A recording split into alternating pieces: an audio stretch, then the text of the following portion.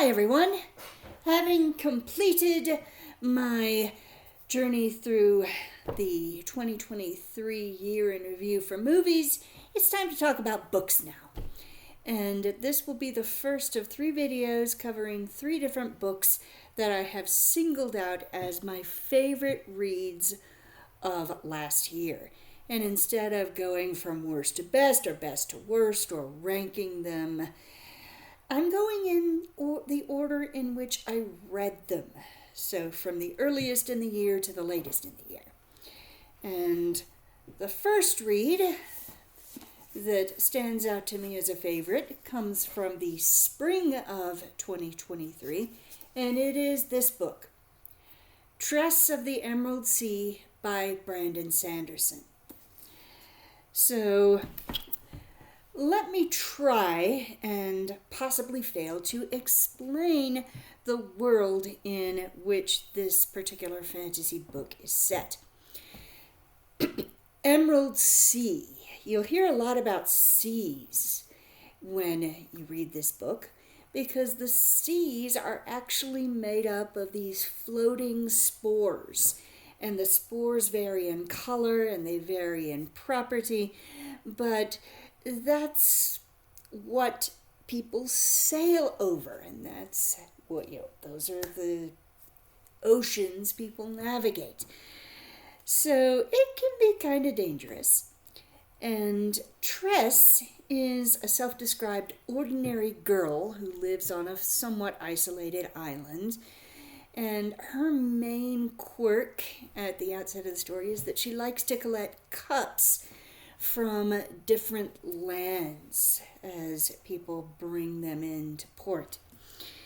And she's in love with a young man named Charlie who collects stories. When Charlie is captured, Charlie goes off on a sea voyage, and he is captured by a nameless sorceress who has a reputation for being very ruthless and cruel. And so rather than hang her head low and despair, Tress decides to give chase. And as she travels to rescue her beloved, she gets mixed up in the doings of a pirate crew, because she's going in their direction. She's going in the same direction, so she hitches a ride with them and kind of gets mixed up in their shipboard politics and ends up making some valuable allies and discovering that maybe she's not as ordinary as she thought she was. So Brandon Sanderson says that he was inspired to write this book by The Princess Bride, specifically William Goldman's novel, The Princess Bride.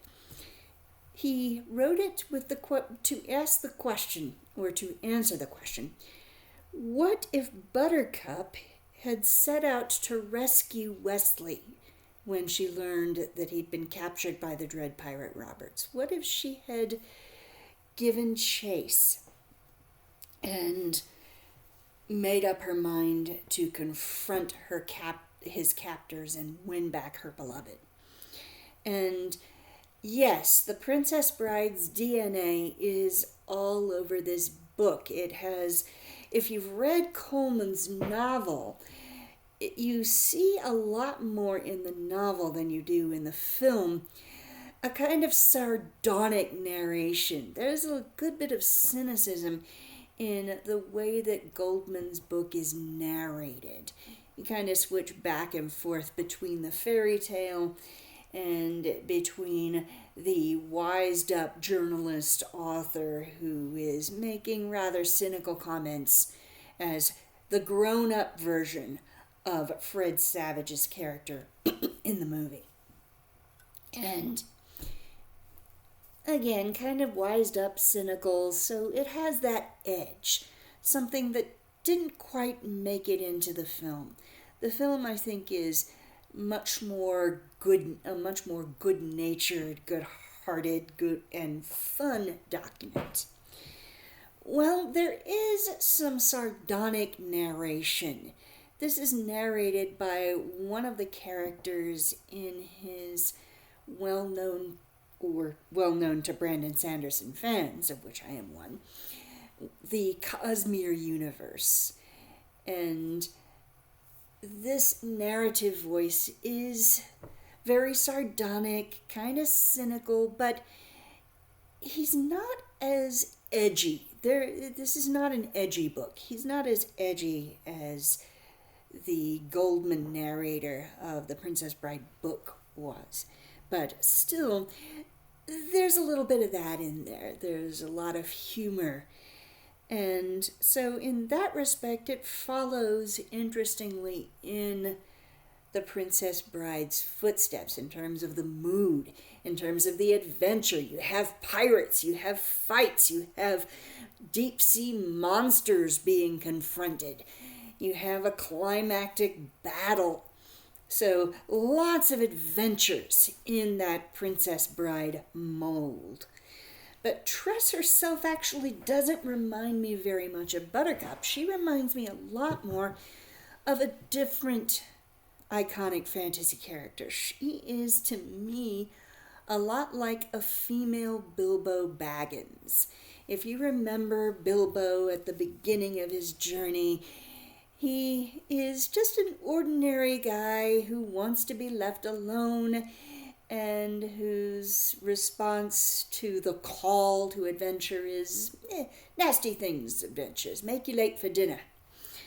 But once he accepts the call, once he goes on this adventure, he starts to discover these enormous reserves of resourcefulness. And Gandalf the wizard, who recruits him for the adventure, is constantly telling the dwarves that he's on this adventure with that there is more about him than you guess. And of course, as he gets himself and his compatriots out of one scrape after another, he ends up proving this, not only to his compatriots, but also to himself. And Tress's journey is a little like this. Resourcefulness is her dominant trait. She doesn't think she's special, and she doesn't have any magic powers. She doesn't develop any special powers on the way. It's her wit and her resourcefulness that she uses to get out of various scrapes. And so that's the main thing that sees her through, her ability to think her way out and even plot her way out of various sticky situations. And she's also kind-hearted and has a strong sense of loyalty to the people she considers friends. And with those, this is actually part and parcel with that resourceful side of her personality, because she earns allies. By the end of the story, we see just how important it has been for her to, over the course of her adventures, earn those allies.